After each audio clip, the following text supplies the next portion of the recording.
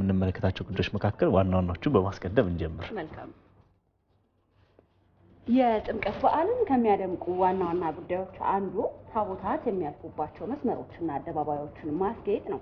በየዓመቱ ታዲያ አዳዲስ ጥበቦችም ይስተዋላሉ። ይህም በተመለከተ በከተማችን አዲስ አበባ አንድ ሰፈር በቀጥታ ስርጭት የጥምቀት ዝግጅትን እናስቃኛችኋለን። በሌላኛው ርዕሰ ጉዳያችን እዚሁ የጥምቀት በዓል ላይ ቆይታ ወደናል። የጥምቀት በዓል ጎብኚዎች በስፋት የሚታደሙበት ትልቅ የአደባባይ በዓል ነው። ጥምቀት በዓል አከባበርን ከቱሪዝም አንጻር እንቃኘዋለን።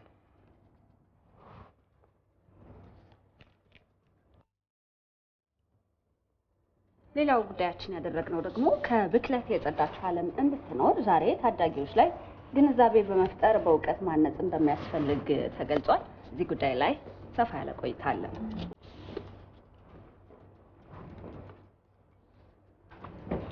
በሳምንቱን በታሪክ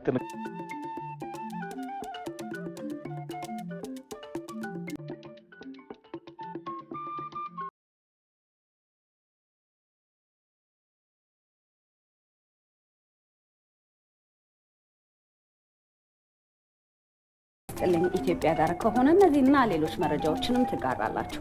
ቆይታችሁ ያማረ የሰመረ እንዲሆን ከወዲሁ እንመኛለን።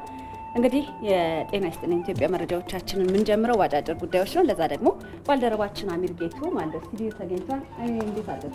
እንደምን አደራችሁ? ሜሮና መቀጠል ይቻላል። አመሰግናለሁ። እንደምን አደራችሁ ክቡራን ተመልካቾቻችን። ከጤና ይስጥልኝ ኢትዮጵያ የመጀመሪያው ምዕራፍ አጫጭር ዘገባዎች ወደ እናንተ አድርሳለሁ። ከዜናዎቹ ጋር አሚር ጌቱ ነኝ። በሕዝብ ተወካዮች ምክር ቤት የከተማ መሰረተ ልማትና ትራንስፖርት ጉዳዮች ቋሚ ኮሚቴ በትራንስፖርት አገልግሎት ህብረተሰቡ ለህገወጥ ክፍያ እየተዳረገ መሆኑን አስታወቀ። የቋሚ ኮሚቴው አባላት በአዲስ ከተማና በላምበረት ሀገር አቋራጭ የህዝብ ትራንስፖርት ተርሚናሎች ተገኝተው ድንገተኛ የመስክ ምልከታ አድርገዋል። የቋሚ ኮሚቴው አባላት በትራንስፖርት ተርሚናሎቹ ግቢ ያገኟቸውን መንገደኞችና አሽከርካሪዎች አገልግሎት አሰጣጡን በሚመለከት ያነጋገሩ ሲሆን ከተርሚናሎቹ አስተባባሪዎች ጋርም ተወያይተዋል። በተለይም ላምበረት የሚገኘው ተርሚናል አገልግሎት አሰጣጡ ስታንዳርዱን የጠበቀ አለመሆኑን የቋሚ ኮሚቴውን ቡድኑ የመሩት አቶ ፍራውል ኦዴሳ ጠቁመው ከታሪፍ በላይ ማስከፈል በስፋት ማስተዋላቸውን ከተርሚናሉ አስተባባሪዎች ጋር በነበራቸው ውይይት ገልጸዋል።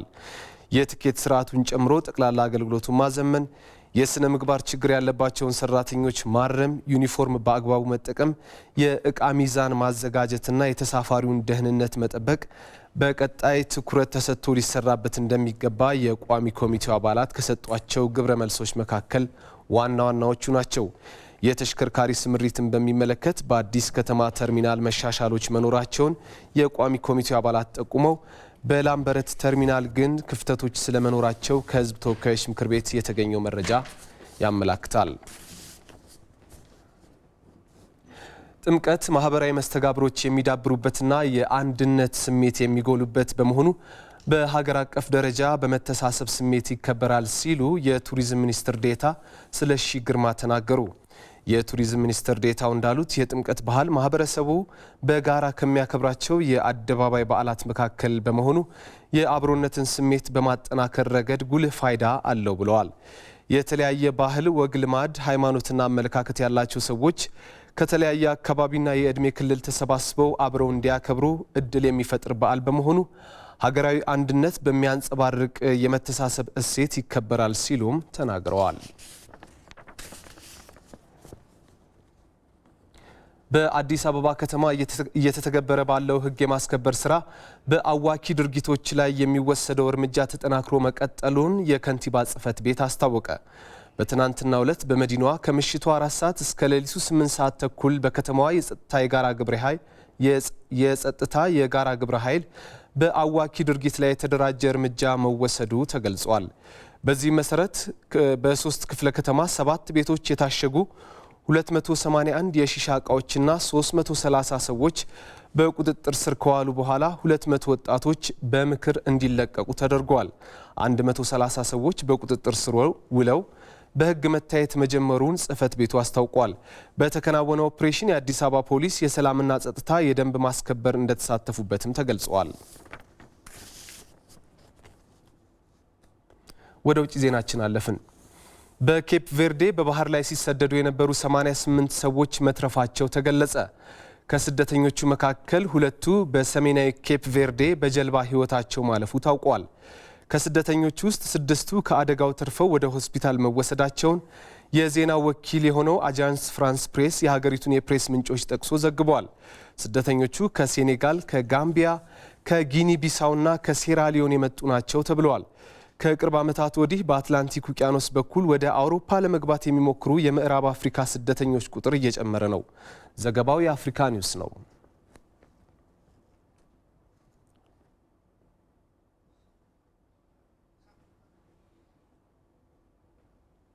ክቡራን ተመልካቾቻችን የሰዓቱ አጫጭር ዘገባዎች በዚሁ አበቁ። ስለተከታተላችሁን ከልብ አመሰግናለሁ። 2 ሰዓት ሲል በድጋሚ እንገናኛለን። ጥሩ ጊዜ ይሁንላችሁ። አመሰግናለሁ። እኛም አመሰግናለን።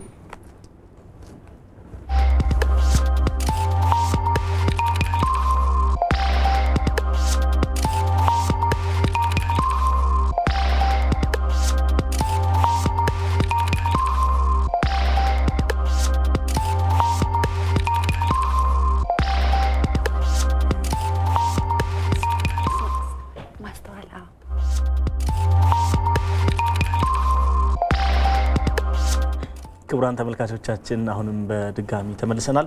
የተለያዩ ርዕሰ ጉዳዮችን እያነሳን እንቀጥላለን። በተለይ በተለያዩ ማህበራዊ ትስስር ገጾችና በዋና ዋናዎቹ ሚዲያዎች የትኞቹ ጉዳዮች ሲነሱ ነበር የሚለውን ለመመልከት ያክል የተወሰነ ያክል መረጃዎችን ስመለከት ቆይቻለሁ። በተለይ ደግሞ የሊዮኔል ሜሲ ስም እሱ የተነሳ ያለበት ሜሲ ኢትዮጵያን ረዳ እንደሱ አይነት ስሜት ያለው የተለያዩ ፖስቶችን ስንመለከት ነበረ። በእርግጥ ይህንን ጉዳይ እንመለከታለን ብዬ ወደ ኋላ ላይ ተስፋ አድርጋለሁ።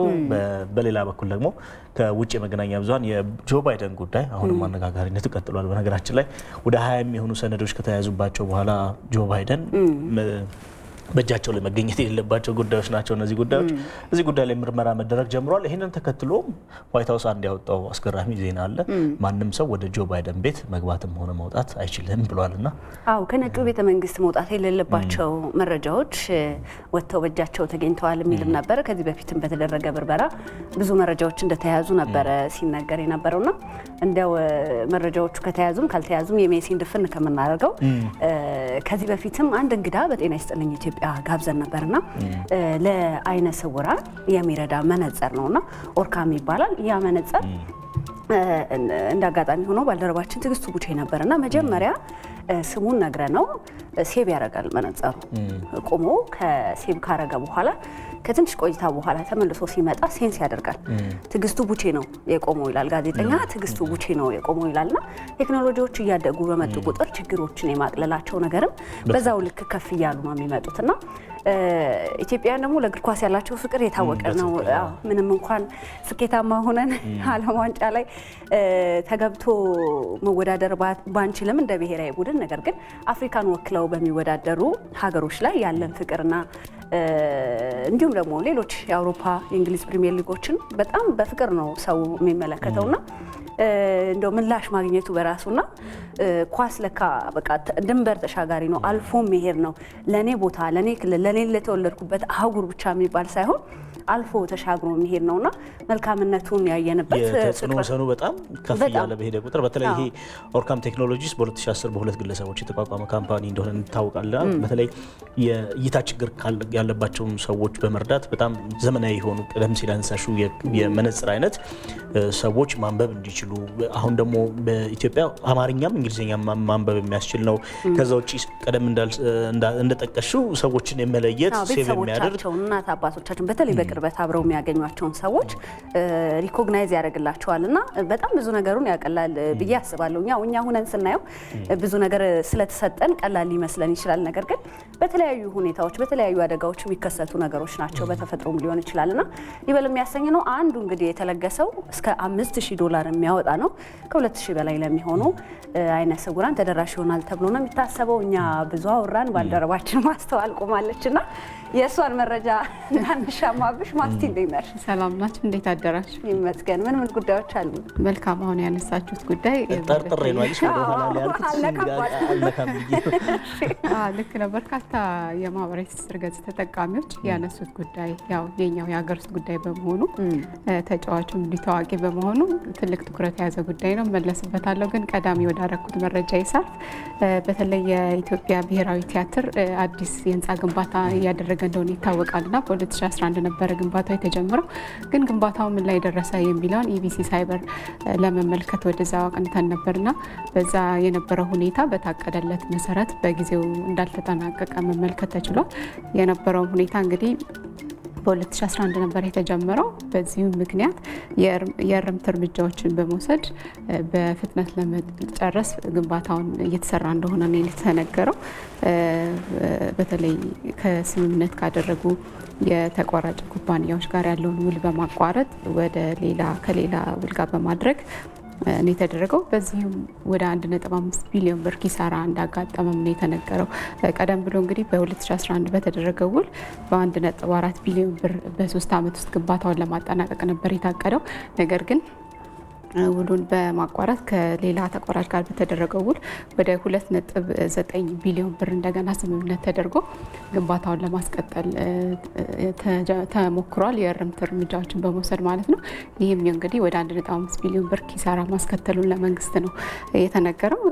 ህንፃውን ሲጠናቀቅ እንግዲህ በተለይ የተሻለ አገልግሎት ይሰጣል ተብሎ ይጠበቃል እና በአንድ ዓመት ከ6 ወር ውስጥ በነበረው ግምገማ 22% ነበረ መሰራት የነበረበት። በዛ ወቅት ግን 6% ብቻ ነበር የተሰራው። ስለዚህ ይህንን በመመልከት የእርምት እርምጃ መውሰዱን ነው ለኢቢሲ ሳይበር የተናገሩት።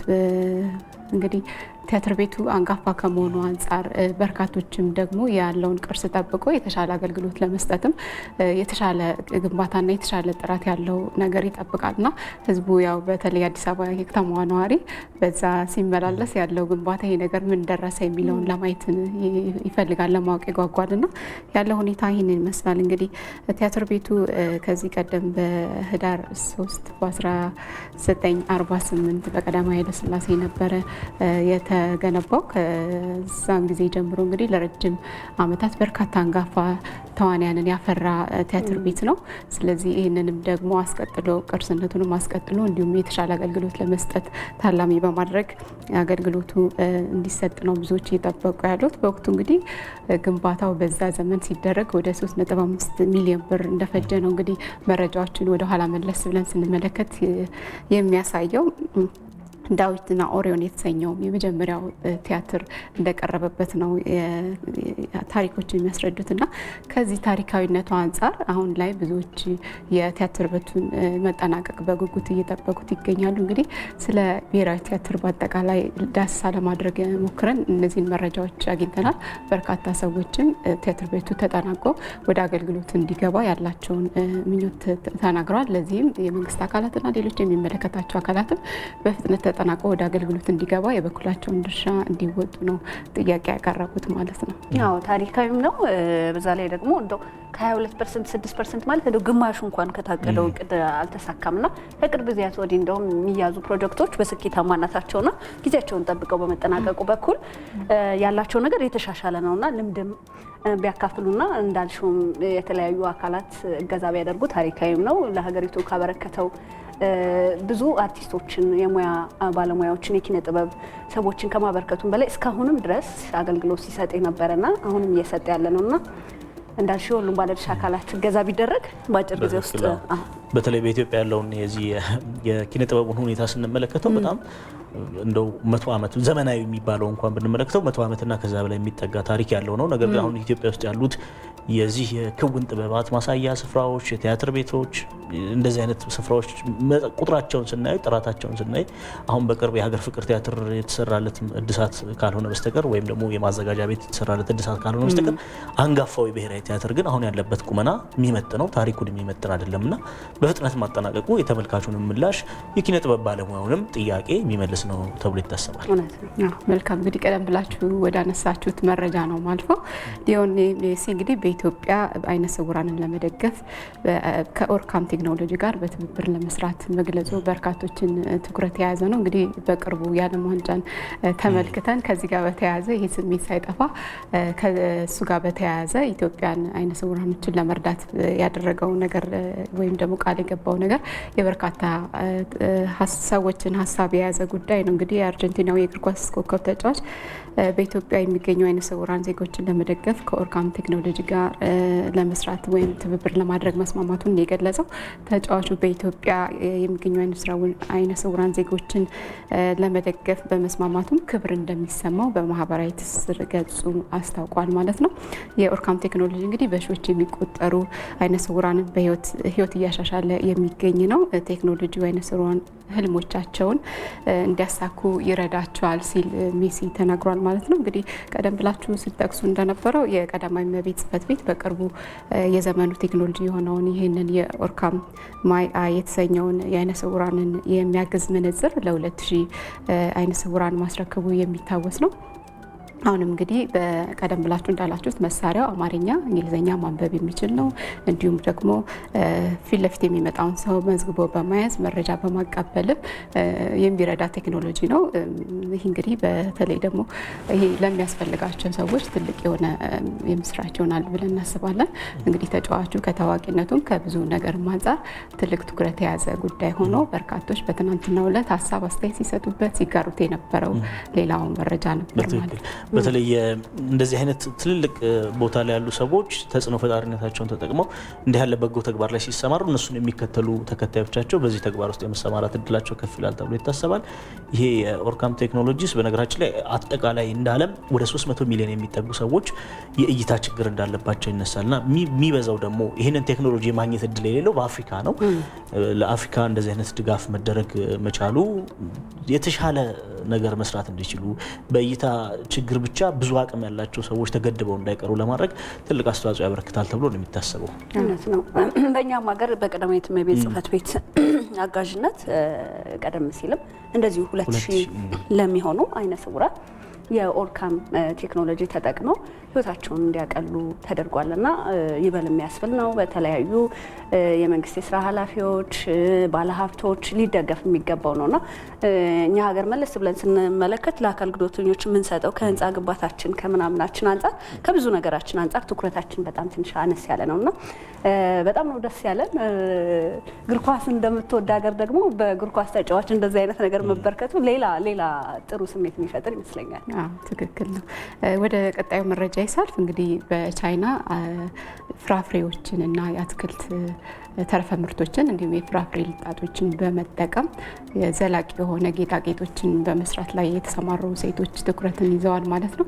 እንግዲህ በተለይ ስናስበው ተረፈ ምርት መጣል ነው ያለበት ወይም ደግሞ ለተለያዩ አትክልቶች በስባሽ ነው የምንጠቀምባቸው። በቻይና እንግዲህ አንዲት ሴት በተለይ ከዚህ ከአካባቢ ጥበቃ ጋር በተያያዘ የተለያዩ ፍራፍሬዎችን፣ አትክልቶችን በመጠቀም የእጅ፣ የጆሮ፣ የአንገት ጌጣጌጦችን በመስራት በርካቶችን ትኩረት ይዛለች ማለት ነው። በሆንግ ከተማ እንግዲህ በማህበራዊ ኢንተርፕራይዝ አማካኝነት እነዚህን የፍራፍሬ ልጣጮች ወደ ጌጣጌጥ በመቀየር ለበርካታ በተለይ ለሴቶች ልጆቻቸው ብቻቸውን ለሚያሳድጉ ወጣት ሴት እናቶች የስራ እድል ፈጥራለች። እነዚህም እናቶች እንግዲህ እንደገለጹት በተለይ ደግሞ በራስ መተማመናቸውን በማሳደግ ደረጃ እንዲሁም ደግሞ የስራ ፈጠራ ክህሎታቸውንም በማሳደግ ደረጃ ትልቅ ለውጥ በራሳቸው በስነ ልቦናም በኢኮኖሚም እንዳመጣላቸው ነው እየተናገሩ ያለው። በተረፈ ደግሞ ራሱ እንትኑ ሂደቱ አዲስ ከመሆኑ አንጻር በርካቶች ይህ የት ነው የሚሸጠው እናቶችንም ከመደገፍ አንጻር እና የተለየ ነገር ከመሆኑ አንጻር ሌሎችም ደግሞ በዚህ ስራ ውስጥ ለመሰማራት ትልቅ ትኩረትን ይዟል ማለት ነው። እንግዲህ እንደምናየው የብርቱካን፣ የካሮት ከለር ያላቸው ፍራፍሬዎች እና አትክልቶችን በመጠቀም ለየት ያሉ ውጤቶችን ማሳየት ችላለች ማለት ነው። እንግዲህ በርካቶችም ይህንን የትኛው ይሻላል? የብርቱካኑ ይሻላል? የቀይ ስሩ ይሻላል? የብርቱካኑ ይሻል ይመስለኛል። እንግዲህ በነገራችን ላይ ደንበኛቸውም ሲመጡ የተለያየ የቀይ ስር አለልሽ፣ የካሮት ከለሩን የትኛውን ተወጂዋለሽ፣ በዚህ መልክ ሊሰራልሽ ይችላል ያል ስታማርጣቸው ነበርና በራሱ ይህንን ታሳቢ አድርጎ አንደኛ ከአካባቢ ጥበቃ ጋር፣ ሁለተኛ ደግሞ ለየት ያለ ነገር መፍጠር መቻሉ እና የስራ እድል መፍጠር መቻሉ በራሱ ልዩ ትኩረት የያዘ ጉዳይ ሆኖ ብዙዎች ሲጋሩ የነበረ ጉዳይ ነው። የቸገረለት እንግዲህ እንዳይመገቡትም ያው በዛው ከአትክልት ማዳበሪያነት አልፎ ጥሩ ነው። ጥሩ እይታ፣ ጥሩ አስተሳሰብ፣ ጥሩ ፈጠራ ደግሞ ውበት አላቸው ስናያቸው። ከፍራፍሬ ልጣጭ የተሰሩ አይመስሉም እና ጌጣጌጦቹ ለዛም ነው ትኩረት የያዙት። እንግዲህ ከዚሁ ከቻይና ሳንወጣ ሌላ ጉዳይ ነው የምናነሳው። እንግዲህ በተለያየ አጋጣሚ በተለይ ጋዜጠኞች ስለሆንን እኛ ወደ ተለያየ አካባቢ እንሄዳለን እና ባረፋችሁበት ሆቴል ላይ እቃ ጠፍቷችሁ ያውቃሉ? ከጠፋችሁስ ምን አይነት እርምጃ ወሰዳችሁ? ወይንስ ያንን ሂደት እንዴት አስተናገዳችሁት?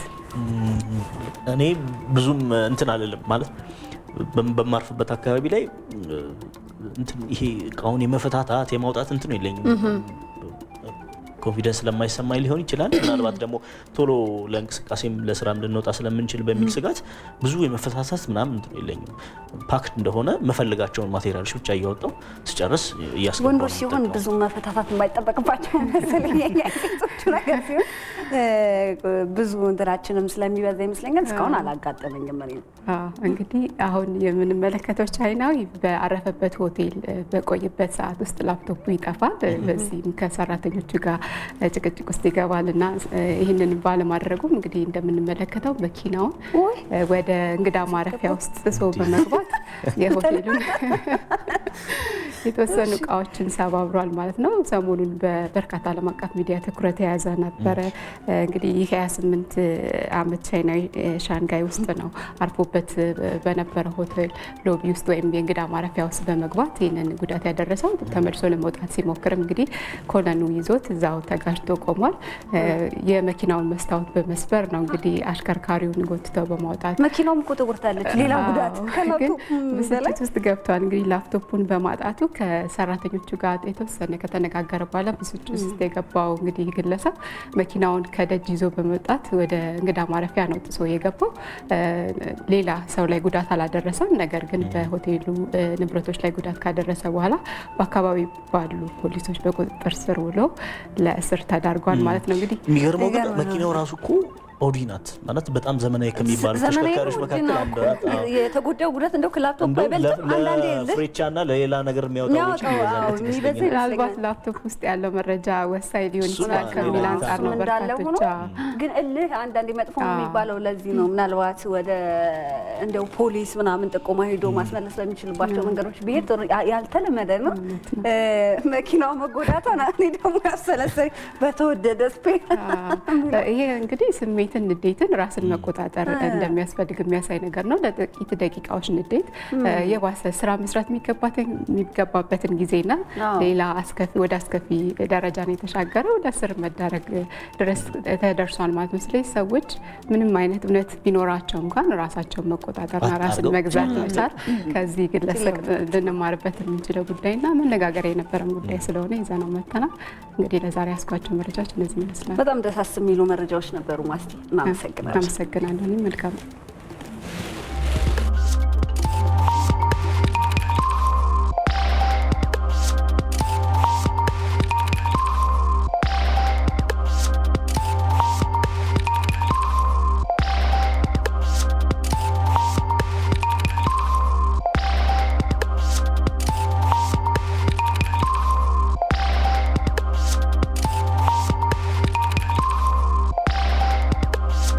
ተመልሰናል። የተለያዩ መረጃዎችን እያየን ነው አሁንም የምንቆየው። አሁን ደግሞ ስፖርታዊ ጉዳዮችን እንመለከት ነው። አዎ፣ ለዛ ደግሞ ባልደረባችን አዲስ የሸዋስ አጠገባችን አለ። አዲስ እንዴት አደርክ? እንደምትደርሽ እግዚአብሔር ይመስገን። ምን ጉዳዮችን ልናይ ነው? እንግዲህ ዛሬ ቅድም እናንተም ስታነሱ እንደነበር ባልደረባችን ስታነሳ እንደነበረው የሊዮኔል ሜሲ ጉዳይ አለ። በተለይ በኢትዮጵያ ላይ በበጎ ተግባር ላይ ለመሳተፍ ሀሳብ ማቅረቡና የኢትዮጵያ ብሔራዊ ቡድን ዛሬ ሁለተኛ የቻን ጨዋታውን ያደርጋል። ከዛም ባለፈ እንግዲህ ዛሬ ማሸነፍ የሚችል ከሆነ የማለፍ እድል ይኖረዋል። እንዲሁም ሌሎች የቻን ውጤቶች አሉ። የኤፍኤ ካፕ እና የስፔን ላ ሊጋ የጣሊያን መርሃ ግብሮች አሉ። እነሱ እንከታተላለን። አብረን እንቆያለን። አመሰግናለሁ። ሲናበል አሲና ገናይ በገና ጨዋታ አይቆጡም ጌታ፣ በገና ጨዋታ የለም ሎሌ ጌታ እያልን የምናከብረው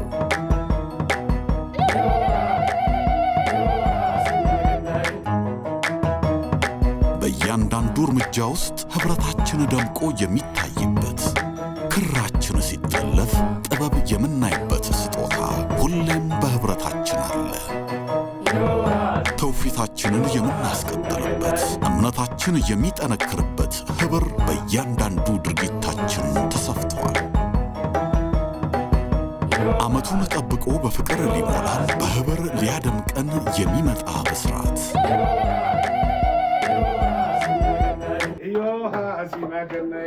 እንኳን ለጌታችን ለመድኃኒታችን ለኢየሱስ ክርስቶስ ብርሃነ ልደት በሰላም አደረሳችሁ። ኅብረት ባንክ፣ በኅብረት እንደግ።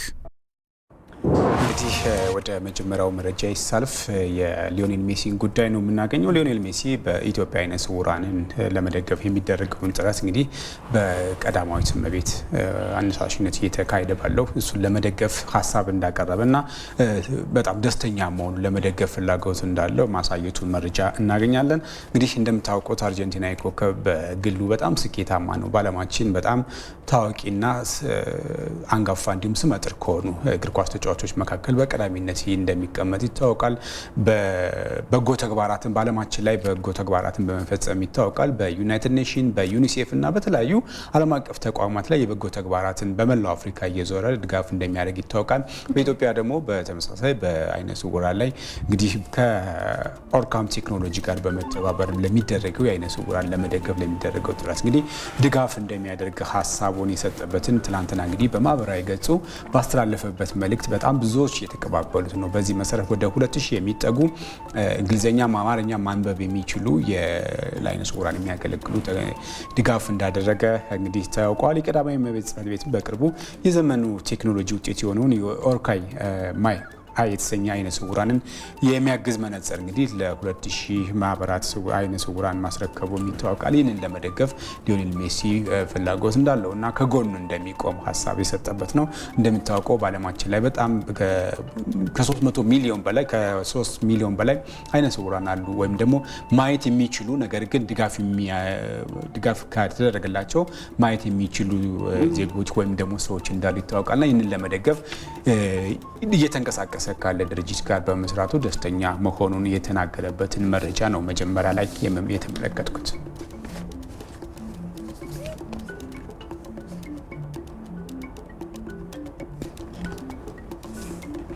ወደ ሁለተኛው መረጃ ይሳልፍ ደግሞ የኢትዮጵያ ብሔራዊ ቡድን እናገኛለን። የኢትዮጵያ ብሔራዊ ቡድን የቻን ጨዋታ እያደረገ ይገኛል። አልጄሪያ ላይ ነው ጨዋታ እየተካሄደ የሚገኘው። 7ኛው የቻን አፍሪካ ዋንጫ በአልጄሪያ እየተካሄደ ሲሆን የኢትዮጵያ ብሔራዊ ቡድን ከሞዛምቢክ ጋር የመጀመሪያ ጨዋታውን አድርጎ ነበረ ባሳለፍነው ቅዳሜ ዕለት። ነገር ግን ይህንን ጨዋታ ማሸነፍ ይገባው ነበረ። ባሳየው እንቅስቃሴ ባሳየው ያጫወት ስልት በጣም ማሸነፍ ይገባው ነበረ። በርካታ ሙከራዎችን አድርጎ ነበረ።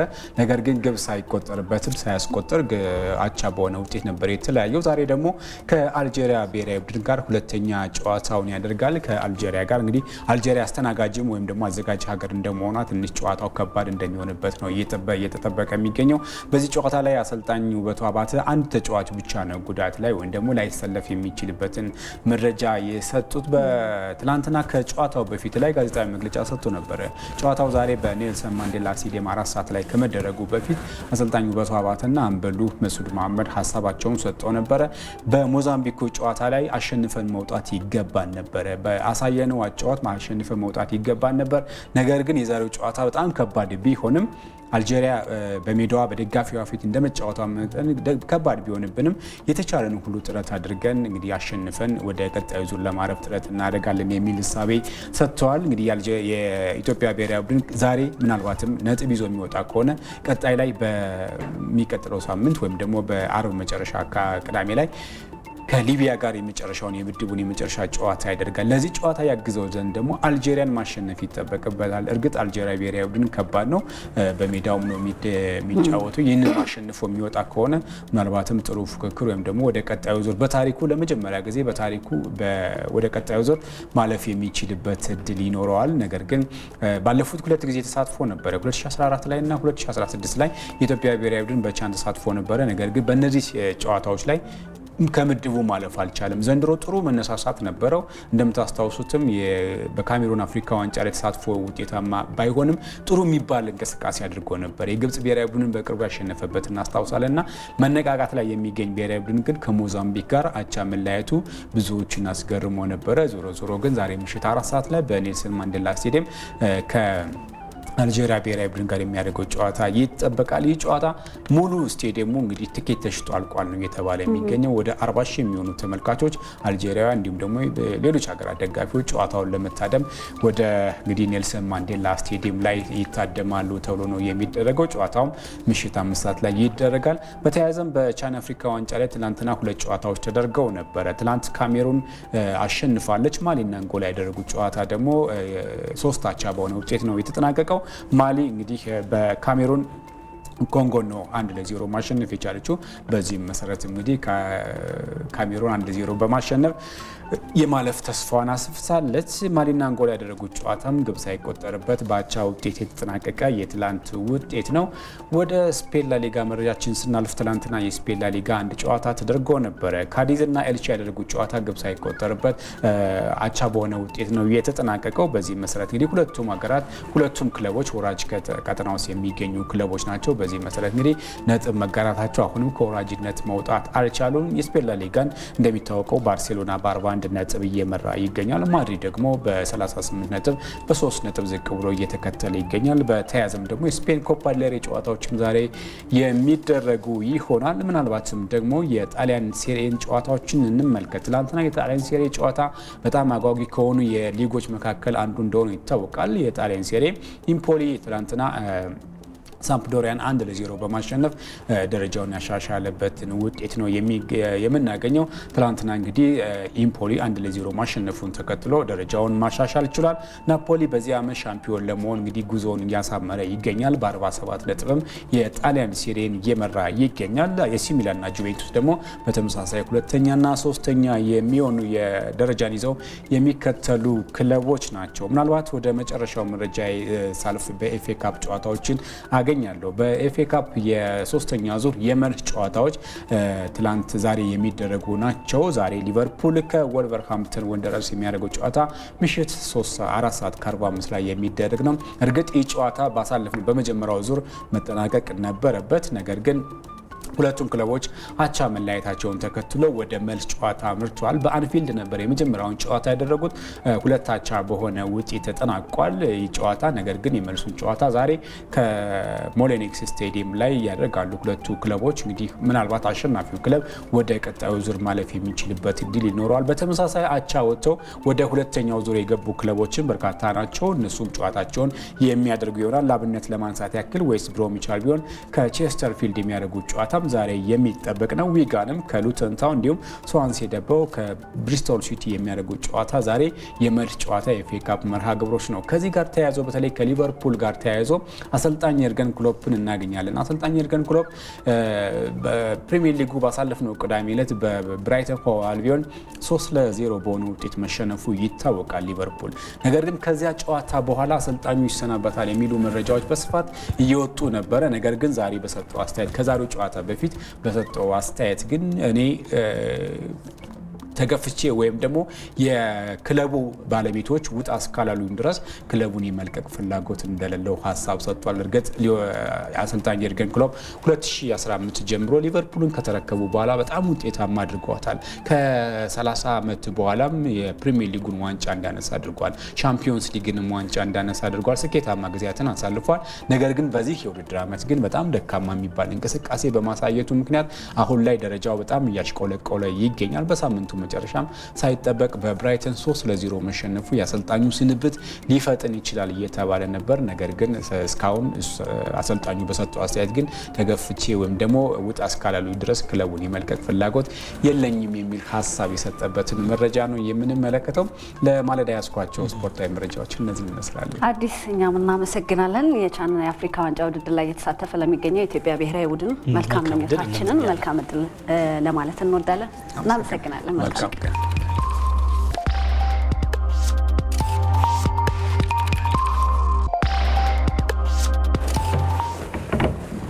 ተመልሰናል። ጤና ይስጥልኝ ኢትዮጵያ ነው እየተከታተላችሁ የምትገኙት። ስፖርታዊ ጉዳዮችን ነው ተከታትለን የተመለስ ነው። እያንዳንዱ ዕለት ታሪኩ ነው ያልፋሉና በሚመጣው ዘመን ደግሞ እንደ ታሪክ ተብሎ ተወስቶ ይወራልና አሁንም ሳምንቱን በታሪክ ዘገባችን ላይ ከስፖርታዊ ጉዳይ አልወጣንም። የኢትዮጵያ ብሔራዊ ቡድን የአፍሪካ ዋንጫን ያነሳው ልክ በዚህ ሳምንት እንደ ኢሮፓያን አቆጣጠር በ1962 እንደነበር ታሪክ ይነግረናል። በትክክል በኢትዮጵያ እግር ኳስ ውስጥ ስማቸው በደማቁ ከተጻፉት የነ መንግስቱ ወርቁ ትውልድ የኢትዮጵያን ብሔራዊ ቡድን ውጤት ያደረጉበትን ጊዜ ነው መለስ ብለን ለማየት እንወደው። ያኔ በዛ ጨዋታ ላይ እንግዲህ ኢትዮጵያ ብሔራዊ ቡድን ባሸነፈበት ማለት ነው 4-2 በተጠናቀቀው ጨዋታ እነ መንግስቱ ወርቁ 2 ጎሎችን በማስቆጠር ስሙን የጻፈ ኢትዮጵያዊ ነው። እንግዲህ ይህንን ታሪክ መለስ ብለን እንቃኛለን። ባልደረባችን አለም ይልፉ ናት ይህንን ታሪክ የምታስቃኝን። ከእሷ ጋር ቆይታ አድርገን በሌሎች ጉዳዮች እንመለሳለን። በአፍሪካ እግር ኳስን ካስተዋወቁና የአፍሪካ ዋንጫንን በመጀመር ቀደምት የሆኑት ኢትዮጵያ፣ ሱዳንና ግብጽ በመሆናቸው ታሪክ ይዘክራቸዋል። ኢትዮጵያ ታዲያ ለሶስተኛ ጊዜ የተዘጋጀውን የአፍሪካ እግር ኳስ ውድድር ድል በማድረግ ዋንጫ ያነሳችው በ1954 ዓመተ ምህረት ልክ በዚህ ሳምንት ነበር። ከዛሬ 60 ዓመታት በፊት ኢትዮጵያ ለመጀመሪያ ጊዜ በአዲስ አበባ ስቴዲየም ያዘጋጀችው ሶስተኛው የአፍሪካ ዋንጫ በይድነቃቸው ተሰማ ዛሬ ላይ እግር ኳስ በኢትዮጵያውያን እጅግ ከሚወደዱ የስፖርት ዘርፍ ውስጥ ዋነኛው ተጠቃሽ ይሁን እንጂ ብሔራዊ ቡድኑ በ1954 ዓመተ ምህረት ካነሳው ብቸኛ ዋንጫ በኋላ ወደ አፍሪካ ዋንጫ ጨዋታ እንኳን ለማለፍ የ31 ዓመታትን ጊዜያት ወስዶበታል። በአፍሪካ ዋንጫ ቀዳሚ ታሪክ ያላቸው ሶስቱ ሀገራት መካከል ግብጽ 7 ጊዜ፣ ኢትዮጵያና ሱዳን ደግሞ አንድ ጊዜ ዋንጫውን የማንሳት ክብር ተጎናጽፈዋል። ኢትዮጵያ ግብጽን 4-2 በማሸነፍ ሶስተኛውን የአፍሪካ ዋንጫ ማሸነፍ የቻለችው በ1954 ዓመተ ምህረት ልክ በዚህ ሳምንት ነበር።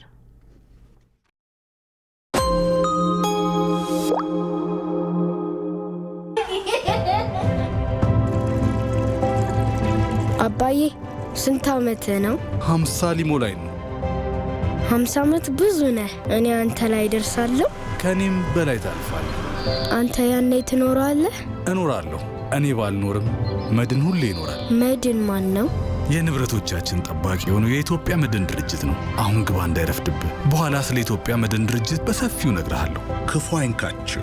ቤተሰብ ከችግር የሀገር ሀብት ከአደጋ እንዲጠበቅ ለበርካታ ዓመታት ለሀገርም ለወገንም ዋስትና ሆነናል። ዓመታት ሲያልፉ ሀገር በሥራ እኛ በዋስትና። አስተማማኝ አጋሮ የኢትዮጵያ መድን ድርጅት።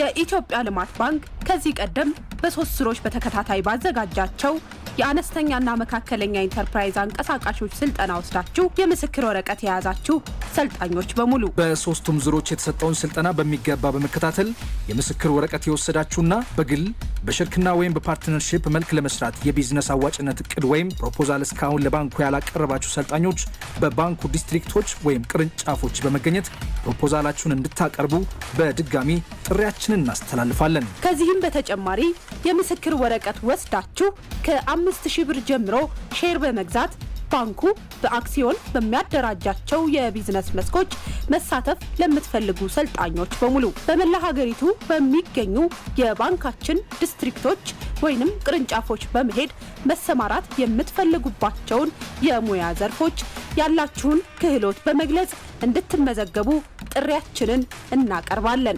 ማሳሰቢያ፣ ባንኩ አዲስ ያቀረበውን የአክሲዮን አማራጭ በተመለከተን ዝርዝር መረጃዎችን በኢትዮጵያ ልማት ባንክ ቅርንጫፎች በአካል በመቅረብ ወይም በባንካችን የማህበራዊ ትስስር ገጾች የምታገኙ መሆኑን እንገልጻለን። የኢትዮጵያ ልማት ባንክ የልማት አጋሮ።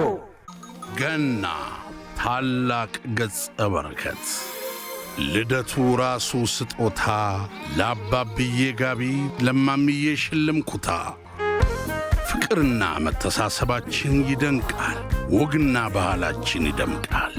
አሲና ገናይ ለባል ስጦታ ገንዘብ ቢላክሎት ወዲያው በእጅ ስልኮት። የባል ገበያው ደርቷል፣ ገንዘብ በቦርሳ ቀርቷል። ሲገበያዩ ድንገት ገንዘብ ቢጎሎት ቴሌብር እንደ ኪሴ አለሎት። በቴሌብር ግብይቱ ሰመረ፣ የባል ድባቡ አማረ።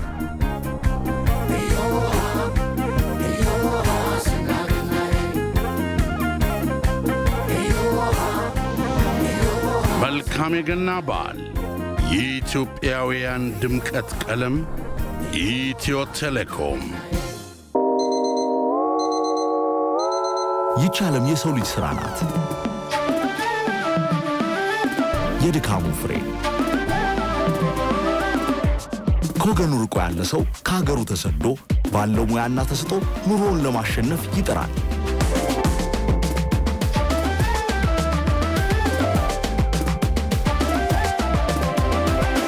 ምንም ያህል በአካል ቢርቅም ሀገሩ ነው የልቡ መገኛ። ዘመድ ወዳጅ ብሎ ካለው ላይ አካፍሎ በሞቀ ስሜት በተግባር ደርሶ ፍቅሩን ይገልጻል።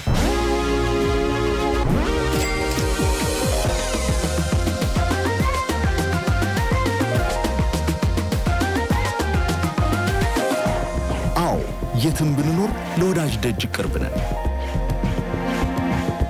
የኦሮሚያ ህብረት ሥራ ባንክ ለላቀ ለውጥ የቆመ።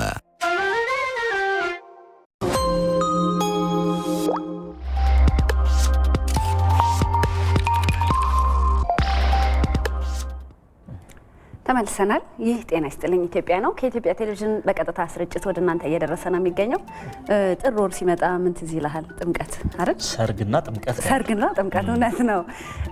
ሰርግ እንደ ግለሰብ የሚደረግ እንደ ሀገር አቀፍ ደግሞ ሃይማኖታዊ ይዘትም ኑሮት የሚከበረው የጥምቀት በዓል ነውና በተለይ ደግሞ በየዓመቱ የጥምቀት በዓል ሲመጣ የተለያዩ ድባቦች፣ በአልባሳት ግብይት፣ ወጣቶች የታቦታት ማደሪያ ቦታዎችን ለማስተካከል አስፓልቶች ማጽዳት፣ የመዝሙር ጥናት ማድረግ፣ በሃይማኖታዊ ነገር ውስጥ ስንሄድ ወጣቶች ደግሞ በተለየ መንገድ ደግሞ የበጎ ስራ ተሳትፏቸው ጎልቶ የሚታይበት ወቅት ነውና በዚህ ጉዳይ ላይ ልናወራ ወደናል። በትክክል እንግዲህ የጥምቀት በዓልን ስናስብ በተለይ የአደባባይ በዓል ከመሆኑ ጋር ተያይዞ ብዙዎች አጊጠው የሚታዩበት ሃይማኖታዊ ክንዋኔዎች፣ ባህላዊ እሴቶች የሚጎሉበት ነውና አሁን ደግሞ በተለይ በጥምቀት በዓል በሚከበባቸው አካባቢዎች ታቦታቱ በሚያልፉባቸው መንገዶች ላይ የምናያቸው የተለያዩ የኪነ ህንፃዎችን የሚያሳዩ ሃይማኖታዊ ትርጓሜ ያላቸው ባህላዊ እሴት ያላቸው የተለያዩ ዲዛይኖችንና የቅርጻ ቅርጽ ስራዎችን በተለያዩ ወጣቶች ይሰራሉ አይደል? እነዚህ ወጣቶች ደግሞ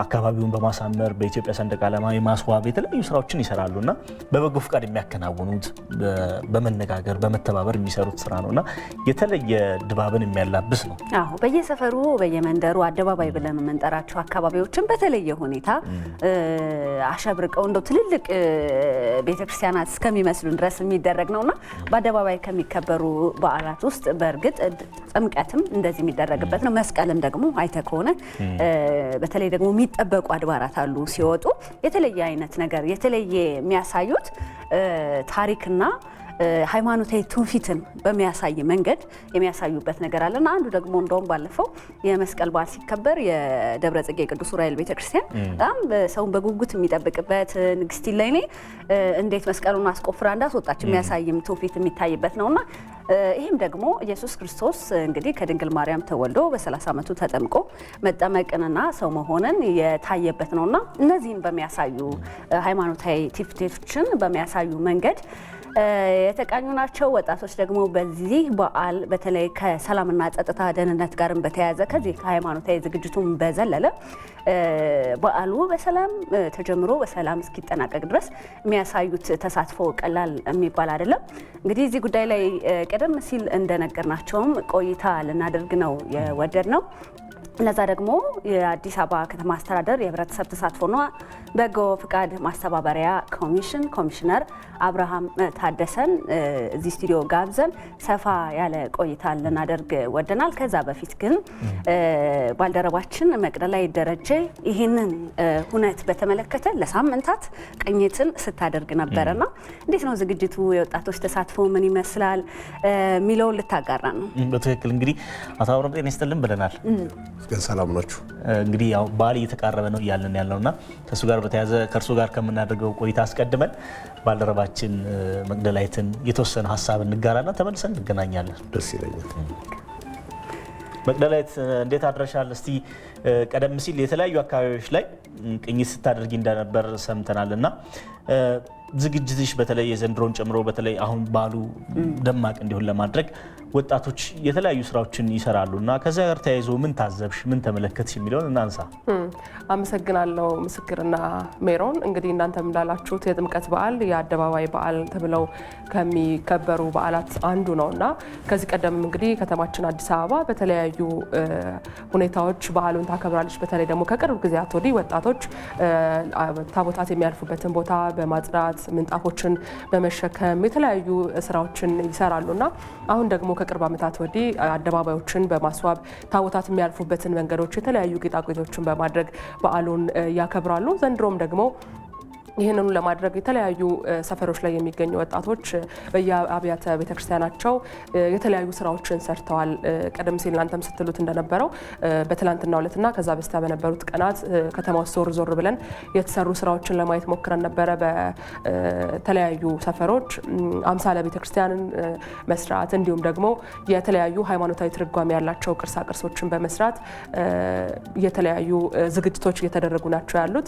በትላንትናው ዕለት ራሱ የተለያዩ ቦታዎች ላይ ሰፈሮች ላይ ስንዟዘር እንዳየነው በዘነበ ወርቅ አካባቢ የላሊበላ ቤተክርስቲያን ተሰርቶ አይተናል።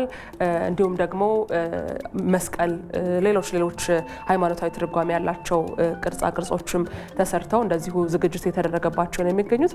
ይህንን እንግዲህ ለመዘጋጀት ይሄ በዓል እንዳለቀ ወጣቶቹ እንደነገሩኝ ይሄ በዓል እንዳለቀ ደግሞ ለሚቀጥለው ደግሞ ዓመት እንደዚሁ ዝግጅቱ ከዚሁ እንደሚጀመር አምናም ለዘንድሮ የተሰራው ወዲያው የአምና ጥምቀት እንዳለቀ በዓሉ እንደተከበረ ለዚህኛው ዓመት ደግሞ ዝግጅቱ እንደተጀመረ ነው እየነገሩኝ የነበረው። እንደዚሁ በተመሳሳይ ደግሞ ዛሬ ላይም ጠዋት ላይ ስቱዲዮ ቢሮ እስከምንመጣ ድረስ የተለያዩ ቦታዎች ላይ ጉዞዎችን ምልከታዎችን አድርገን ነበርና አሁንም ስራው እንዳላለቀን የተመለከትነው ከጧት ጀምሮ ስራዎች ተጀምረው በዓሉ እስከሚጠናቀቅ ድረስ ስራዎች እንደሚቀጥሉ ነው እንግዲህ መረዳት የቻልነው። መቅዲ እናመሰግናለን።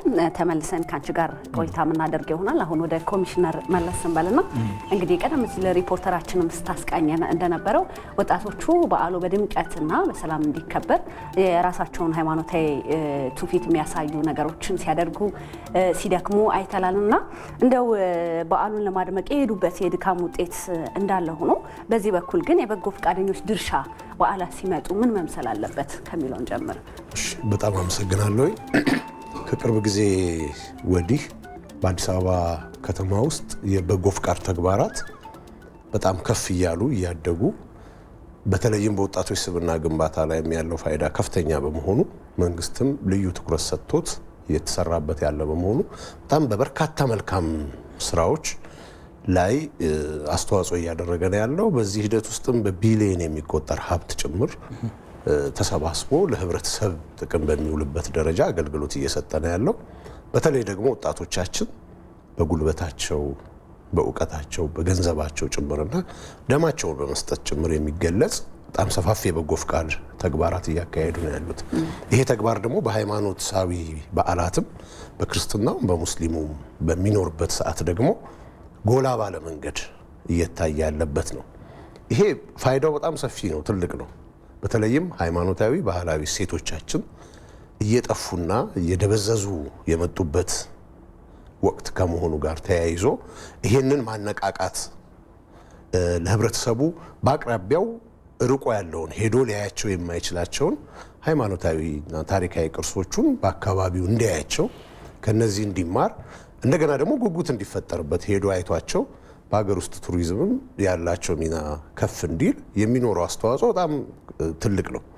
ከዛ ሌላ ግን ወንድማማችነትን አብሮነትን በሚያሳይ መንገድ በክርስትናው ሃይማኖት ተከታዮች በዓል ላይ ሙስሊሞች፣ በሙስሊሙ ላይ በዓላት ደግሞ ክርስቲያኖች እየተገኙ የሚያደርጉት አስተዋጽኦ ነው።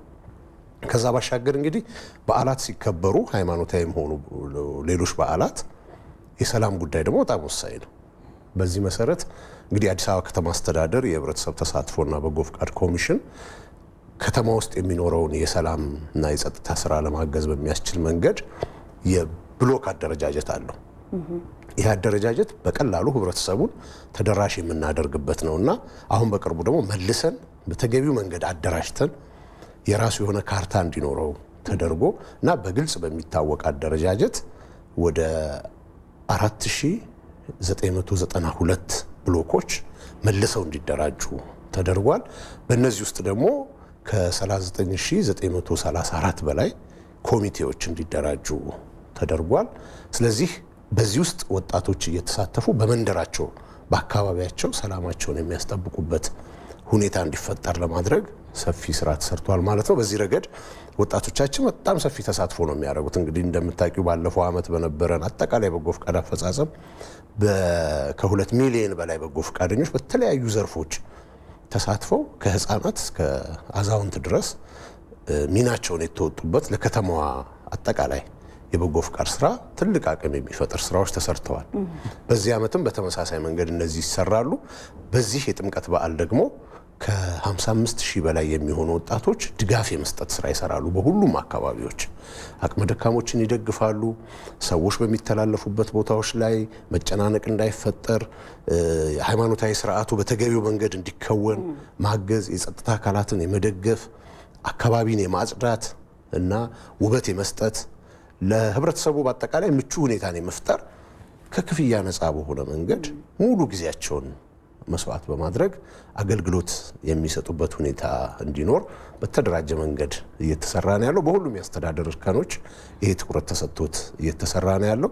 እንግዲህ እንደምታውቁ የአዲስ አበባ ወጣቶች በእንደዚህ አይነት ተግባሮች ውስጥ በጣም አርአያነት ያለው አንዳንዴ እንዲህ ባንተባበር በቀላሉ ሊሰሩ ይችላሉ የማንላቸውን እና ከታቦታቱ በሚጓዙባቸው ቦታዎች አስፓልት ከማጠብ እስከ ደርሰው እስኪመለሱ ምንጣፍ በማንጠፍ እንደገና ደግሞ ሰላሙን በመጠበቅ ረገድ እንግዲህ ሰላምን ማረጋገጥ የሚቻለው ብዙ የፖሊስ ኃይል በማብዛት አይደለም፣ ህብረተሰቡን የጉዳዩ ባለቤት በማድረግ ነው። በተለይ ደግሞ ወጣቱን። ስለዚህ ወጣቱ በጣም ባለቤት ሆኖ እነዚህን ጉዳዮች እየሰራ በመሆኑ ሰላማችን ብዙ ጊዜ በጣም በርካታ በሚሊዮን የሚቆጠር ህዝብ ወጥቶ አንድ መንከን ሳይፈጠር እንዲመለስ ያደርጋል ማለት ነው። በዚህ ረገድ በጎ ፈቃደኞቻችን እውነት ለመናገር በጣም የማይተካ ሚና ነው ያላቸው ማለት ነው።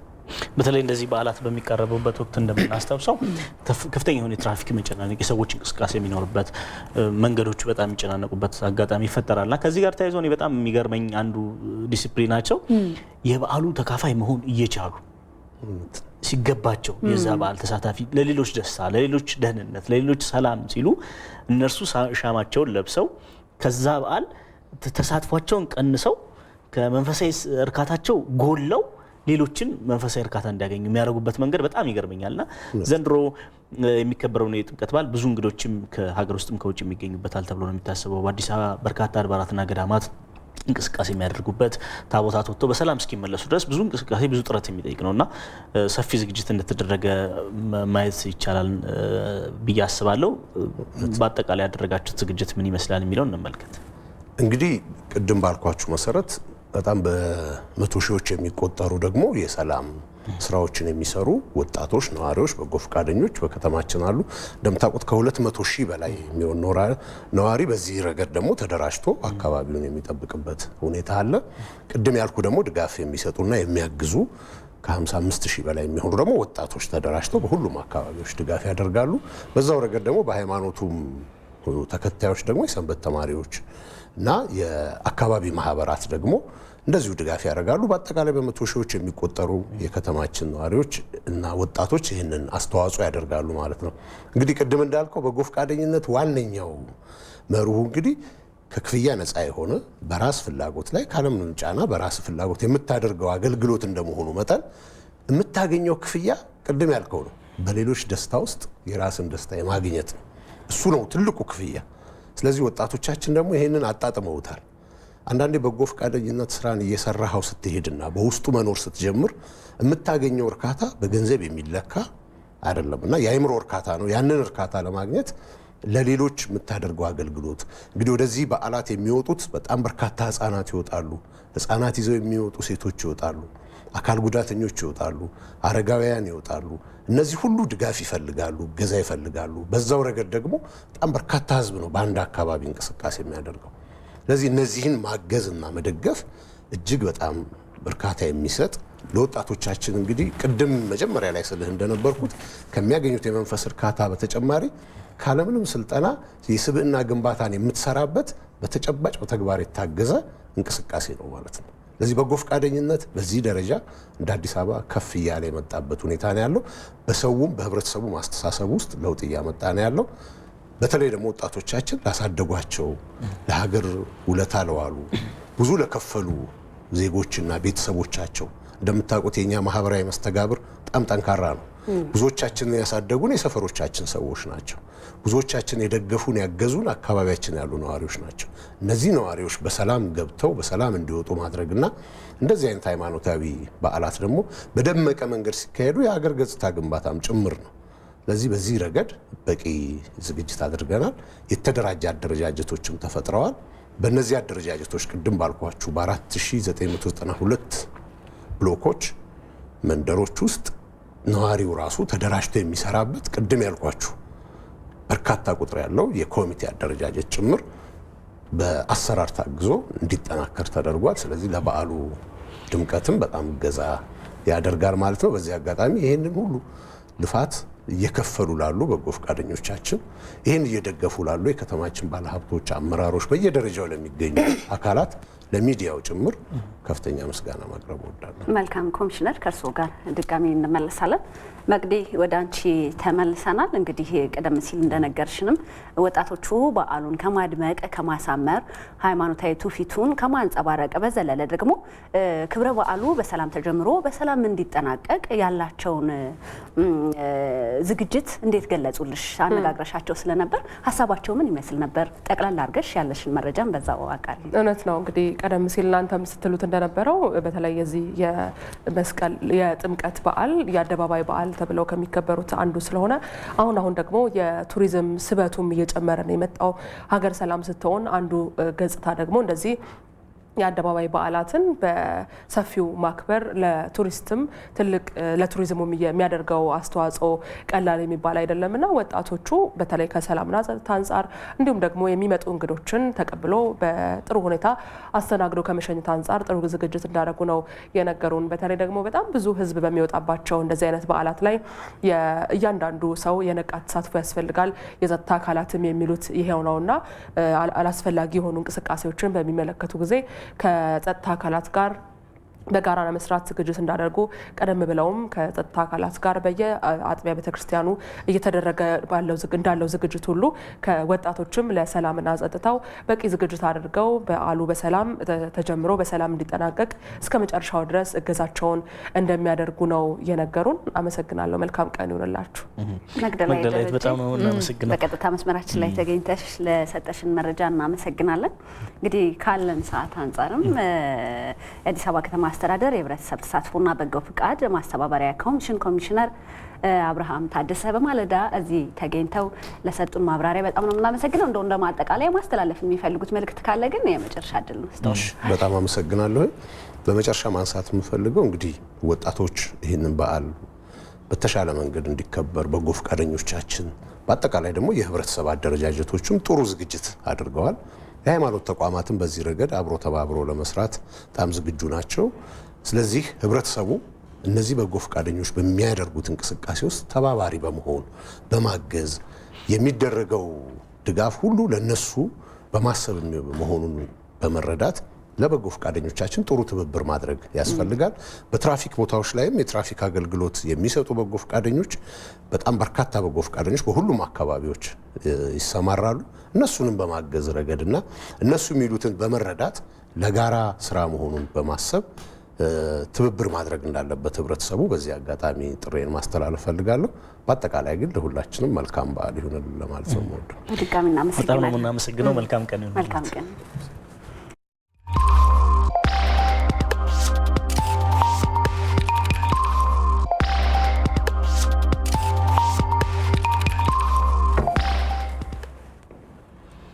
ቀጥለናል። ክቡራን ተመልካቾቻችን ከኢትዮጵያ ቴሌቪዥን ጋር ናችሁ። አብራችሁን ስላላችሁ ከልብ እናመሰግናለን። አሁን ደግሞ ዛሬን ጨምሮ በተከታታይ 3 ቀናት የሚኖረው የአየር ሁኔታ ምን ይመስላል የሚለውን መረጃ ተከታትለን እንመለስ።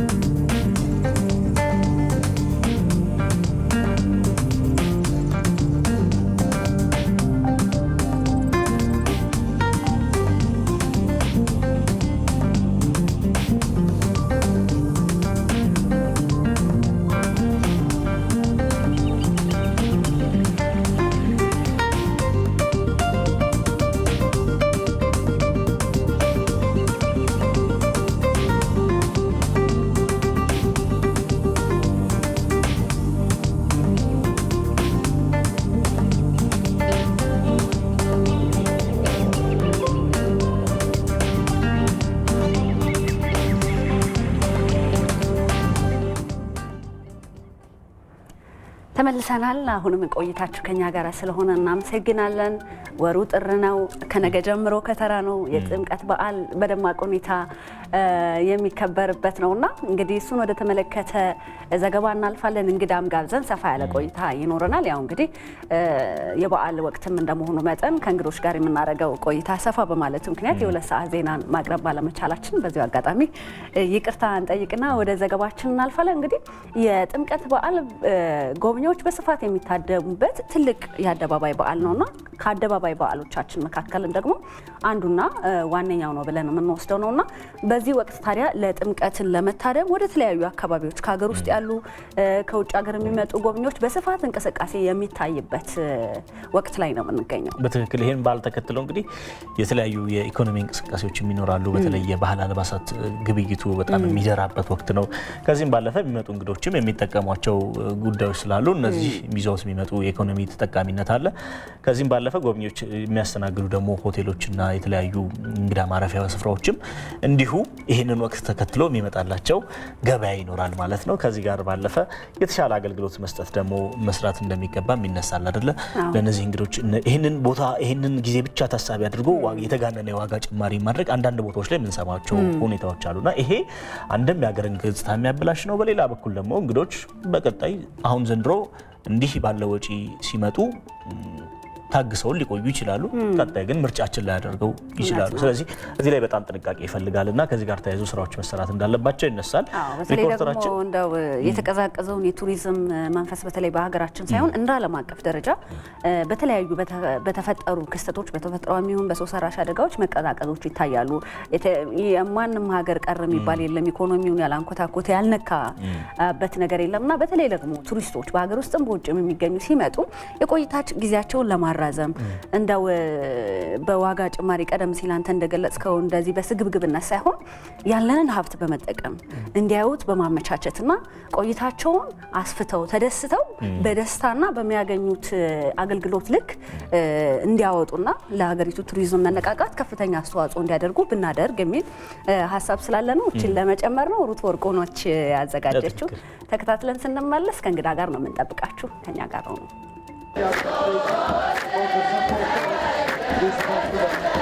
የጥምቀት በዓል በክርስትና እምነት ተከታዮች ኢየሱስ ክርስቶስ በፈለገ ዮርዳኖስ በመጥምቁ ዮሐንስ እጅ በዮርዳኖስ ባህር የተጠመቀበትን ዕለት በማስታወስ ይከበራል።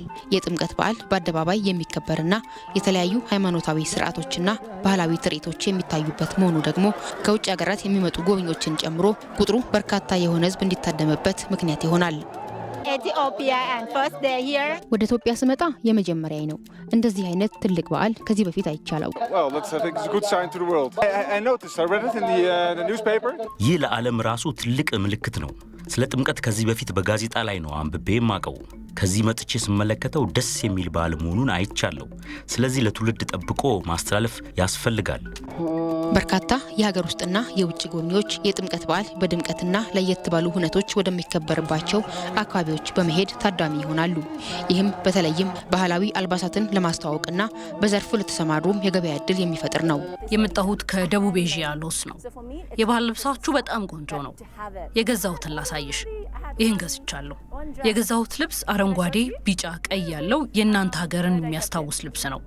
ከጥጥ የተሰራ ከመሆኑም በላይ በእጅ የተሰራ መሆኑ ደግሞ የሚገርም ነው።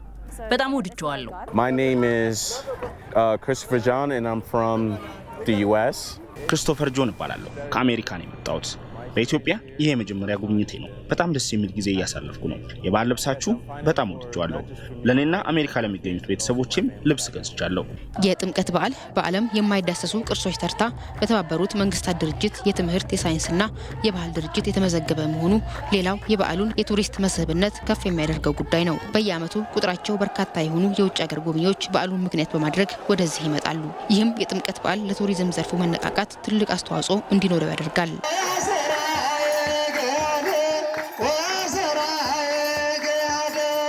በተለይም ከውጭና ከሀገር ውስጥ በዓሉን ለማክበር ወደ ተለያዩ የሀገሪቱ ክፍል የሚንቀሳቀሱ እንግዶችን በመቀበል የሚያስተናግደው የሆቴል ቱሪዝም ዘርፍ መነቃቃት ይፈጠርለታል።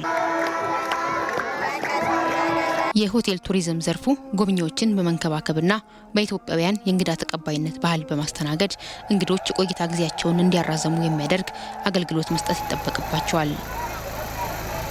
እዚሁ ጉዳይ ላይ ቆይታ ልናደርግ ወደናል። የተከበራችሁ ተመልካቾቻችን፣ ለዚህ ደግሞ የኢትዮጵያ የቱሪዝምና የሆቴል ማርኬቲንግ ማህበር ፕሬዚደንት የሆኑትን አቶ ጌታሁን አለሙን ስቱዲዮአችን ጋብዘናል። እንኳን ደህና መጡ። እንኳን አደረሰዎት። እንኳን አብሮ አደረሰን። በዓል እንኳን ደህና ቆያችሁ። ያው በዓል ነው፣ ዋዜማ ነው። ነገ ደግሞ ከተራ ነው።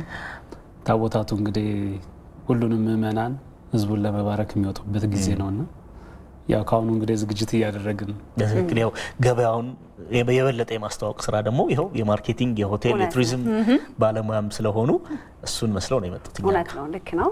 አመስግነናል። ለእኛም ድምቀት ሆነውናል።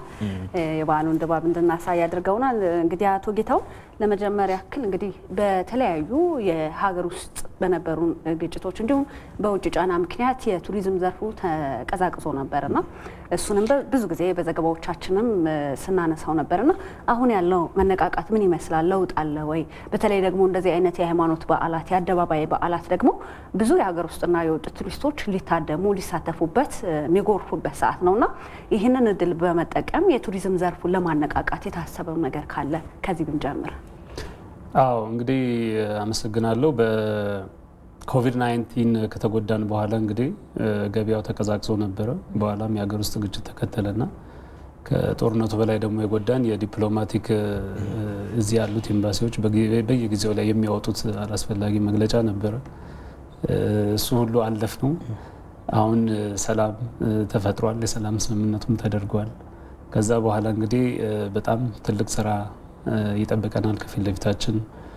የነበረውና የተቀዛቀዘውን የቱሪዝም ኢኮኖሚ መልሰን ከፍ የምናደርግበት በተለይ ደግሞ አሁን ጎንደርን ከጥምቀት ጋር አያይዘን የምናከብረው እንደመሆኑ መጠን የጎንደር ኢኮኖሚ ቱሪዝሙ በተለይ 60% በላይ የሚደግፈው ይሄ ቱሪዝም ነውና ከዚህ ጋር ተያይዞ እንግዲህ ሆቴሎች በጣም ኦኩፓይድ የሚሆኑበት ጊዜ ነው አሁን ያለበት። ወይም በሌላ ቋንቋ እንግዲህ ሃይ ሲዝን የምንለው በማርኬቲንግ ማለት ነው አሁን ነውና ያን እንግዲህ ታሳቢ ያደረገ ቀድሞ የነበረውን የተቀዛቀዘውን ቱሪዝም አሁን የምንመልስበትና በቀጣይ ደግሞ በርካታ ስራዎችን ለመስራት አሁን የምንጀምርበት ነው የምንለው።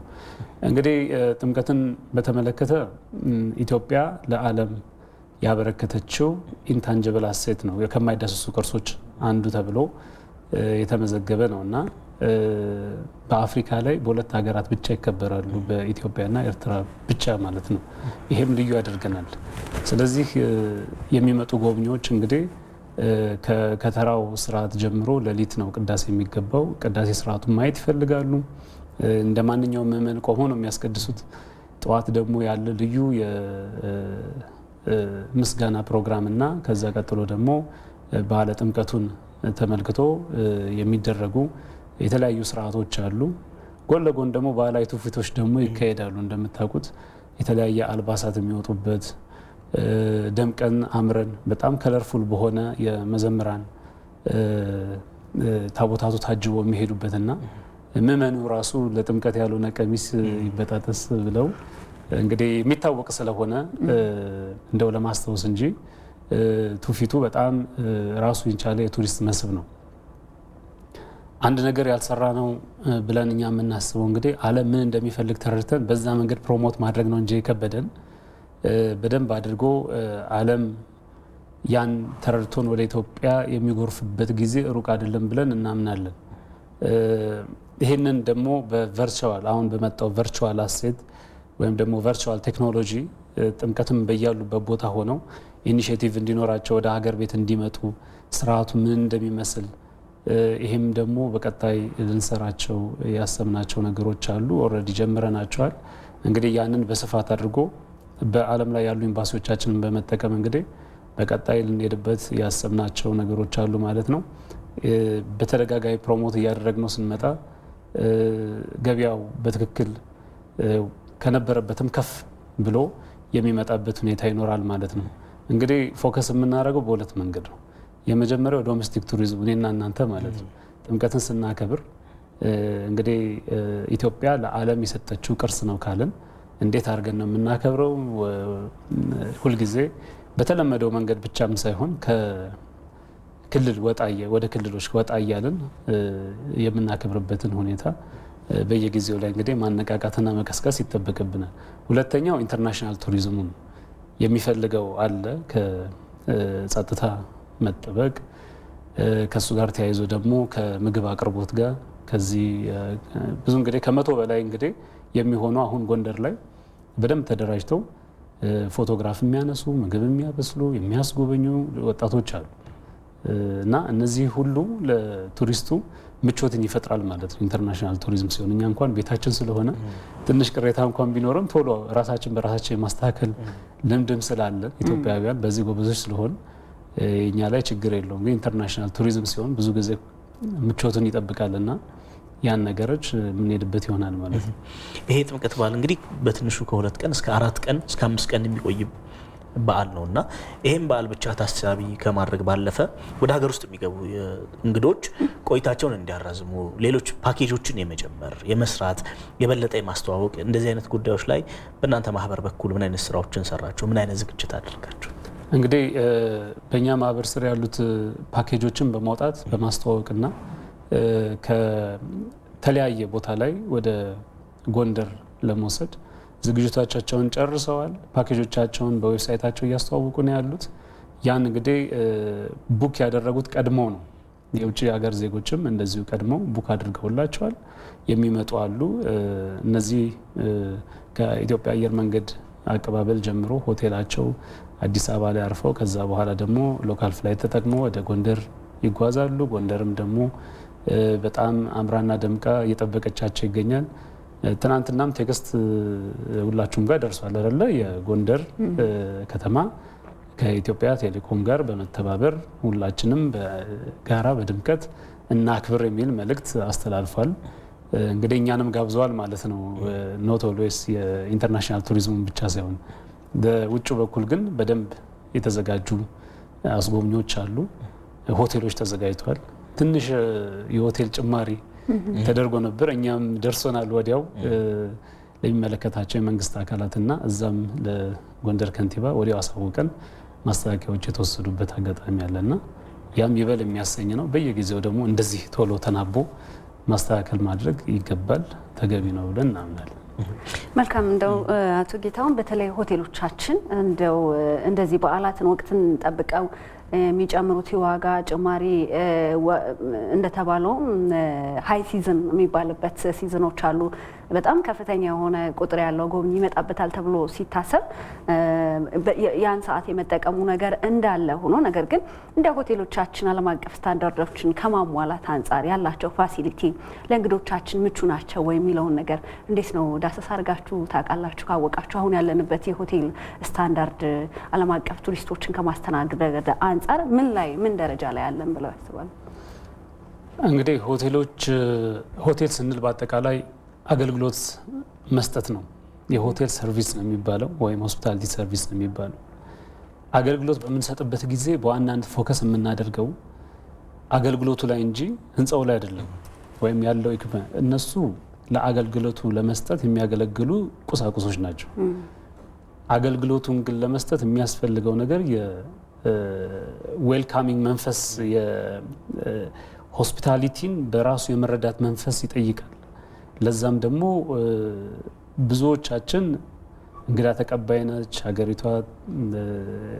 ስለኛ ሆስፒታሊቲ ማስተማር ማለት እንግዳ እግር አጥበን የምናስተኛ ዜጎች ህዝቦች ነንና ሆስፒታሊቲ ከአባቶቻችን የወረስነው ነው የሚል ነው። ግን በዛ ደረጃ ነው ወይ አሁን ያለው የሚሰጠው ነገር? ትንሽ መስተካከል ያለበት ነገር አለ። ጥሩ ነው ያለው መነሳሳት መነቃቃት እንደተጠበቀ ሆኖ ነገር ግን በጣም ተደጋጋሚ ስልጠናዎችና ስልጠና ብቻም ሳይሆን ደግሞ ከስልጠና በኋላ የሚታዩ ውጤቶችን መገምገም ያስፈልጋል። አንዳንድ ሆቴሎች ላይ በጣም የሚያስደስት በአጋጣሚ እኔም ቱሪዝም ስለሆንኩ እንግዲህ ወደ ውጭም ሀገራት ብዙ ትራቭል አደርጋለሁና እዛ ሀገር ላይ የምናየው የሆስፒታሊቲን እዚሁ ያየናቸው ሆቴሎች አሉ። በጣም ጥሩ ስልጠና ሰጥተው ለእንግዶች ምቹ የሆነ ኤንቫይሮንመንትን የፈጠሩ በዛው ልክ ደግሞ ምንም በቃ እንደው እንዴት አድርገው ነው እየሰሯቸው እነዚህን ሰዎች ብለን ሁሉ እኛም የታዘብናቸው አሉ። ለነዛ ደግሞ ማህበሩ ሁልጊዜም ከጎናቸው ስለሆነ ምንድነው የሚያደርገው? ስልጠናዎችን ያዘጋጃል። አሁን ኢንስቲትዩት አቋቁመን ጨርሰናል። ወደዛ እያመጣን ኢንስቲትዩት ውስጥ እንሰጣቸዋለን። ተጨማሪ ግን ቦታው ድረስ ሄደን በተግባር የታገዘ ስልጠና እንሰጣለን ማለት ነው። ይሄ እንግዲህ በመሀል ላይ ክፍተቶች ሲኖር ሁልጊዜ እንደዚህ አይነት ማህበራት ምንድነው የሚጠቅሙት? ክፍተቶቹን የመሸፈን በባለቤቱ ዘንድ የማይታየውን በሆቴሉ ባለቤት ዘንድ የማይታየውን ክፍተት አሴ ፕሮፌሽናል ገብቶ እዛ ቦታ ላይ የማብቃትና ሰዎችን ወደ ተገቢው አገልግሎት ሰጪ የመቀየር ስራ ይጠበቃል ማለት ነው። ይህን ደግሞ እየሰራን ያለ ነው። መጠናከር ግን አለበት። በቂ ነው ብለን አሁንም አናምንም። የሚበቃን ደረጃ ላይ ስንደርስ እንግዲህ ራሱ ቱሪስቱ የሚነግረን ይሆናል። በየኮመንቱ የምታነቡት ነው። booking.com travel.com ኤክስፒዲያ ላይ ይጽፋል ሰው ምንም ትንሽም ነገር እንከን ካገኘ በፎቶግራፍ አስደግፎላችሁ ነው ጽፎ ነግሮ የሚሄደውና ለኛ ብቻ ሳይሆን ዓለም ላይ ያለው ቱሪስት ያን አንብቦ ነው የሚመጣው። ስለዚህ ሰርቪስ በባህሪው ሴንሲቲቭ ያደረገውም ለዛ ነው። በአጋጣሚ ለአንድ እንግዳ የተደረገች ትንሽ ስህተት ጎልታ እስከ አጠቃላይ ኢሜጁን ሊቀይርብን ይችላል እና በጣም ሴንሲቲቭ ስለሆነ ጥንቃቄ ያስፈልገዋል እና እሱ ላይ እየሰራንም ነው። መልካም። አቶ ጌታሁን አለሙ የኢትዮጵያ የቱሪዝምና ሆቴል ማርኬቲንግ ማህበር ፕሬዚደንት በማለዳ ተገኝተው በዓሉን ዝግጅቱን አስመልክተው ስለሰጡን ጊዜ ስለ ማብራሪያው ከልብ ነው የምናመሰግነው። እግዚአብሔር ይስጥልኝ። እንኳን አደረሳችሁ። ተመልካቾችንም እንኳን አደረሳችሁ ማለት እፈልጋለሁ። ሁላችሁንም ቀናችሁ የተባረከ ይሁን። አመሰግናለሁ። መልካም ቀን፣ መልካም በዓል።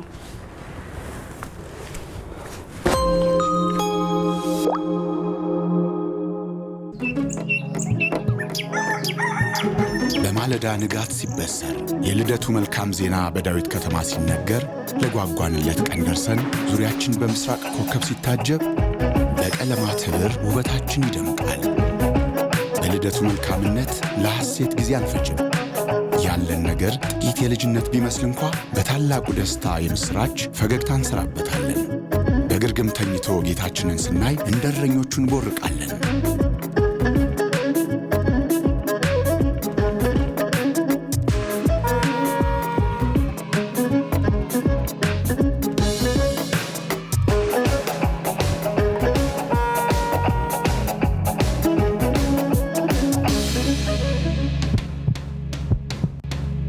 በብርሃነ ልደቱ አንድነታችን ይደምቃል፣ መጎናጸፊያችን ያንጸባርቃል።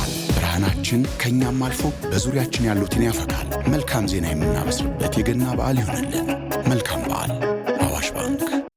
ገና ደስታችን፣ ገና ድምቀታችን፣ ለአብሮነታችን ከፍታ ልዩ የሞባይል ጥቅል ስጦታ ከኢትዮ ቴሌኮም። ገና ልዩ የሞባይል ጥቅል እስከ 65% ቅናሽ ተደርጎበታል። በስጦታ ታጅበዋል። በድምፅ፣ በዳታ፣ በአጭር የጽሑፍ መልእክት፣ ዕለታዊ፣ ሳምንታዊና ከወራዊ አማራጮች ጋር ቀርቧል። ገና ልዩ የሞባይል ጥቅሉን ተጠቅመው ሲጨርሱ የጥቅል አገልግሎት ጊዜው እስከሚጠናቀቅ ዳታ በሜጋባይት 9 ሳንቲም እንዲሁም ድምፅ በደቂቃ 25 ሳንቲም ብቻ መጠቀም ይችላሉ። ከማየት ሆቴል መተግበሪያ ወይም ኮከብ 999 መሰላል በቀላሉ ይግዙ፣ በስጦታ ያበርክቱ። በቴሌብር መተግበሪያ ከገዙ ተጨማሪ 10% ስጦታ ያገኛል። መልካም የገና በዓል። ለክቡራን ደንበኞቹ ሁሌም ቅርብና ምቹ ኢትዮ ቴሌኮም። ይህች ዓለም የሰው ልጅ ሥራ ናት። የድካሙ ፍሬ ከወገኑ ርቆ ያለ ሰው ከሀገሩ ተሰዶ ባለው ሙያና ተስጦ ኑሮውን ለማሸነፍ ይጥራል።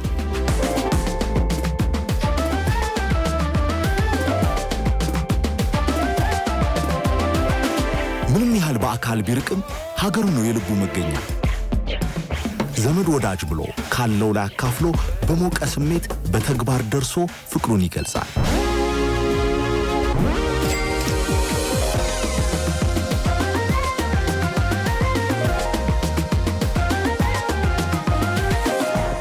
አዎ፣ የትም ብንኖር ለወዳጅ ደጅ ቅርብ ነን። የኦሮሚያ ህብረት ሥራ ባንክ ለላቀ ለውጥ የቆመ። ገና ታላቅ ገጸ በረከት። ልደቱ ራሱ ስጦታ፣ ለአባብዬ ጋቢ፣ ለማምዬ ሽልም ኩታ። ፍቅር ፍቅርና መተሳሰባችን ይደንቃል፣ ወግና ባህላችን ይደምቃል። አሲና ገናይ ለበዓል ስጦታ ገንዘብ ቢላክሎት ወዲያው በእጅ ስልኮት የበዓል ገበያው ደርቷል፣ ገንዘብ በቦርሳ ቀርቷል። ሲገበያዩ ድንገት ገንዘብ ቢጎሎት ቴሌብር እንደ ኪስ ያለሎት። በቴሌብር ግብይቱ ሰመረ፣ የበዓል ድባቡ አማረ።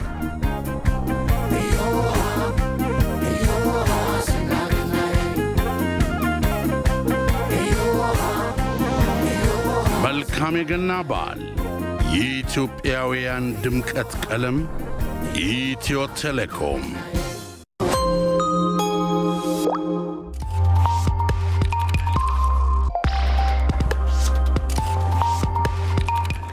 ተመልሰናል። የጤና ይስጥልኝ ኢትዮጵያ አጋራችን ኢትዮ ቴሌኮምን እጅግ በጣም እናመሰግናለን። በመጨረሻም የምጣኔ ሀብት ዘገባዎችን የሀገር ውስጥና የውጭ ልንጋራ ነው። ለዛ ደግሞ ባልደረባችን አብርሽ እዚህ ስቱዲዮ ይገኛል። አብርሽ እንዴት ቆየ? እንዴት አላችሁ? መስገን ምን ጉዳዮች አሉ? እንግዲህ ከሀገር ውስጥ ኢንቨስትመንቱ የሚነቃቃበት ጊዜ ነው። በተለይ የውጭ ሀገራት አምባሳደሮች በዚህ ረገድ የሚጠበቅባቸውን ማድረግ እንዳለባቸው የተመላከተበት ዘገባ ይዣለሁ። ከአፍሪካም የኬንያን ጉዳይ ይዣለሁ። ከዓለም አቀፍም እንደዚሁ አብረን ቆይታ እናድርግ። መልካም አመሰግናለሁ። ጤና ይስጥልን ተመልካቾቻችን፣ ለጤና ይስጥልን የተዘጋጁ አጫጭር የቢዝነስና ምጣኔ ሀብት መረጃዎችን አቀርባለሁ። አብርሃም ታደሰ ነኝ። ቀዳሚ የምናደርገው የውጭ ቀጥታ ኢንቨስትመንት እንዲጎለብትና ለኢትዮጵያ ምርቶች የገበያ መዳረሻዎች እንዲሰፋ በትኩረት እንደሚሰሩ በተለያዩ ሀገራት ኢትዮጵያን የወከሉ አምባሳደሮች ገልጸዋል። በኢትዮጵያ በተለይም የውጭ ኢንቨስትመንት እንዲስፋፋ የባለድርሻ አካላትን ተሳትፎ የሚጠይቅ መሆኑ ይታወቃል። በተለይም ኢትዮጵያን በተለያዩ አገራት የወከሉ አምባሳደሮች ሚና ደግሞ ለዚህ እጅግ ከፍተኛውን ድርሻ ይይዛሉ። የውጭ ቀጥተኛ ኢንቨስትመንት እንዲጎለብትና ለኢትዮጵያ ምርቶች የገበያ መዳረሻዎች እንዲስፋፋ አምባሳደሮችና የሚስዮን መሪዎች በትኩረት መስራት እንደሚጠበቅባቸው በተለያዩ አጋጣሚዎች ሲነገርና ሲሰመርበት እንመለከታለን።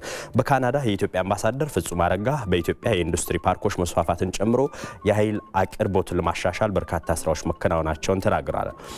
ዲያስፖራውና የውጭ ባለሀብቶች ኢትዮጵያ መጥተው መዋለ ንዋያቸውን እንዲያፈሱ ሀገሪቱ ያላትን እምቅ ሀብትና በመንግስት በኩል ያለውን ቁርጠኝነት የማስተዋወቅ ስራን በኃላፊነት እንደሚወጡ ገልጸዋል። ኢትዮጵያ በዓለም ገበያ የተሻለ የገበያ መዳረሻ እንዲኖራት እየተሰራ መሆኑን የተናገሩት ደግሞ በጣሊያን የኢትዮጵያ አምባሳደር ደሚቱ ሀምቢሳ ናቸው። ከዚህ አኳያ ኢትዮጵያን ከጣሊያን ጋር ያላትን የጠበቀ ግንኙነት በማጠናከር በሁለቱ ሀገራት መካከል ጠንካራ የንግድ ግንኙነትና የቴክኖሎጂ ሽግግር እንዲኖር የሚያስችሉ ስራዎች እየተከናወኑ መሆኑን ተናግረዋል። በመንግስትና ህወሓት መካከል የተደረሰው የሰላም ስምምነት ለኢንቨስትመንት ፍሰቱ ምቹ ሁኔታ እንደሚፈጥርም ጠቁመዋል። በቤልጅየም ብራሰልስ የኢትዮጵያ ኤምባሲ ምክትል ሚስዮን መሪ ሻምቤ ፊታሙ በበኩላቸው ደግሞ መንግስት ኢንቨስትመንትን ለመሳብ ባስቀመጣቸው ምቹ ሁኔታዎች የውጭ ባለሀብቶች ወደ ኢትዮጵያ ገብተው ኢንቨስት እንዲያደርጉ ጠንካራ ስራ የሚሰሩ መሆናቸውን ገልጸዋል። ወደ ሁለተኛውና የስራና ክህሎት ሚኒስቴርን የተመለከተ መረጃችን ስናልፍ የስራና ክህሎት ሚኒስቴርና የቻይና አፍሪካ የሙያና ትምህርት ተቋም በጋራ መስራት የሚያስችላቸውን የመግባቢያ ስምምነት ተፈራርመዋል። ስምምነቱን የስራና ክህሎት ሚኒስትር ዴኤታ ዶክተር ተሻለ በሬቻና የቻይና አፍሪካ የሙያና ትምህርት ትብብር ተወካይ ማርክ ኮንግ ተፈራርመውታል።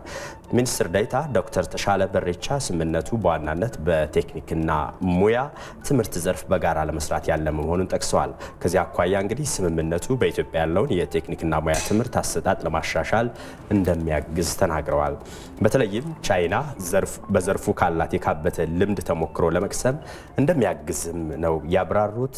ቻይና አፍሪካ የሙያና ትምህርት ትብብር ተወካይ ማርክ ኮንግ በበኩላቸው ስምምነቱ እንግዲህ በኢትዮጵያ ቴክኒክና ሙያ አመራሮችና መምህራን አቅም ለማጎልበት እንደሚያግዝ አብራርተዋል። እንዲሁም ዘርፉን ለማጎልበትም የሚረዳ የቁሳቁስ ድጋፍ ለማድረግ ምቹ ሁኔታ እንደሚፈጥርም አንስተዋል።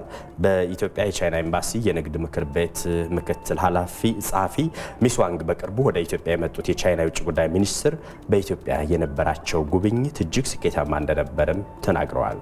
የውጭ ጉዳይ ሚኒስትሩ ከጠቅላይ ሚኒስትር ዶክተር አብይ አህመድ ጋር ስኬታማ ውይይት ማድረጋቸውንም ሚስ ዋንግ በማብራሪያቸው ጠቅሰዋል።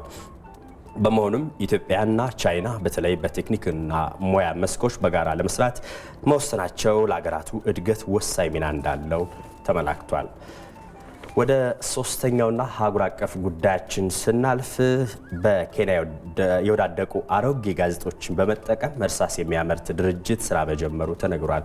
እጅግ ይበል የሚያስብል ነው። ብዙ ጽፎ አጥፍቶ የሚለማመድ ትውልድ ባለበት ሀገር ውስጥ እንደዚህ አይነት ስራዎች መሰራታቸው ከኢኮኖሚ ፋይዳም ከፍ ያለ ትርጉም ያለው ይመስለኛል። በሁለቱ ወንድማማቾች መሐመድና ራሺድ ኦማሪ የሚመራው ኩባንያው የጥሬ ዕቃን ምንጩን አሮጌ ጋዜጦች አድርጎ እርሳሱን ለተማሪዎች እንዲሁም ለቅርጻ ቅርጽ ሙያተኞች እንዲያገለግል እየሰራ መሆኑን ገልጿል። የተባበሩት መንግስታት ድርጅት እርሳስን ለመስራት በየዓመቱ 8 ሚሊዮን የሚጠጉ ዛፎች እንደሚቆረጡና ለደን መጨፍጨፍ ምክንያት መሆኑንም ገልጿል። ይህም እንግዲህ እርሳሶችን ለመስራት በየዓመቱ የሚቆረጡ ዛፎችን ቁጥር ለመቀነስ ውጤታማ መንገድ ጋዜጦችን መጠቀም ሆኗል ነው ያሉት እነ መሐመድ። በሚቀጥሉት 5 ዓመታት ውስጥ ኩባንያው 2 በኬንያ ትምህርት ቤት የሚማሩ ልጆች የእኛን እርሳሶች እንዲጠቀሙና በሁሉም ነው ይቅርታ 2 የሚል ቁጥር ተጠቀምኩኝ። በተመሳሳይ ጊዜ ዛፍ እንዲተክሉ እንፈልጋለን። በዚህ መንገድም የሚቆረጡትን ዛፎች እንቀንሳለን ብለዋል።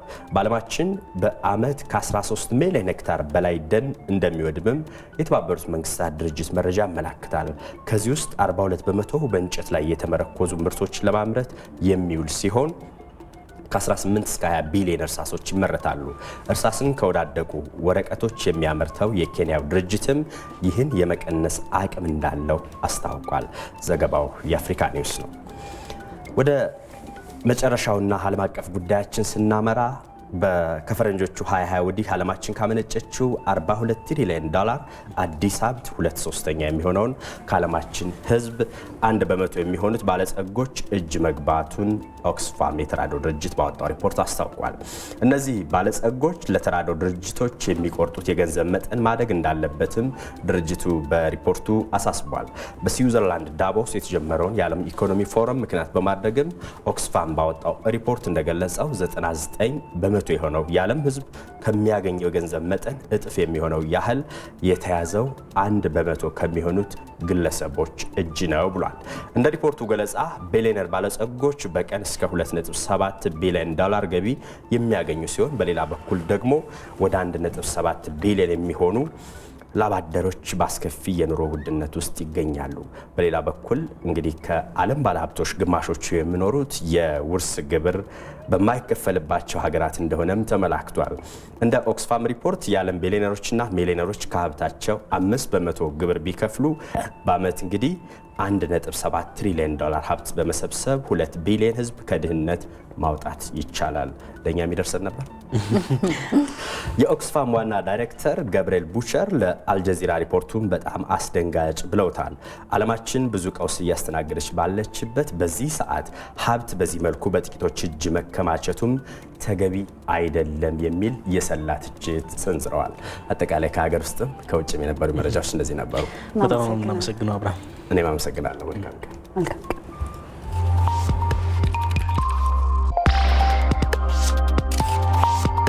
ወደ ውጭ መረጃ ነው የምናቀናው። ወደ ቱርክ ነው የምንሄደው። እንግዲህ ከብክለት የጸዳች ዓለም እንድትኖረን ዛሬ ታዳጊዎች ላይ ግንዛቤ በመፍጠር በእውቀት ማነጽ እንደሚያስፈልግ ተገልጿል።